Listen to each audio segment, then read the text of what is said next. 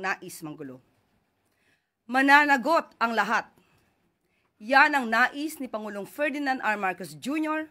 sa lahat ng sinumang gumamit ng karahasan sa naganap na peaceful rally noong linggo. Bilang isang public servant, pinakinggan ni Pangulong Marcos Jr. ang sigaw ng taumbayan. Managot ang lahat ng sangkot. Kaisa ng taumbayan si President Marcos Jr. laban sa korupsyon. Ang Pangulo mismo ang nagpasimula upang maimbestigahan ang maanumalyang flood control projects. Magpapatuloy din ang Pangulo sa naumpisahan na ito at sa tulong ng taumbayan na magiging matapang sa pagbunyag ng katotohanan, ang pang-aabuso sa kaban ng bayan ay mailalantad at malalabanan.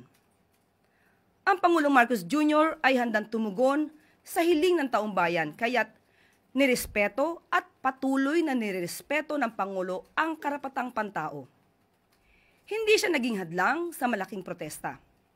Naglahad ng galit ang tao laban sa korupsyon.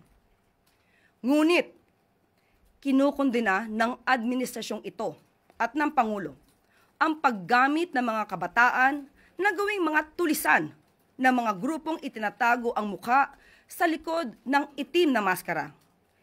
Team itim kung maituturing. Hindi sila rallyista na may lehitimong adhikain laban sa korupsyon, kundi gumawa lang ng kaharasan, magnakaw, manunog, at manira. Hindi kayo makakalagpas sa kamay ng batas at ang mga tao sa inyong likuran na gumamit sa inyo. Mga gahaman sa kapangyarihan.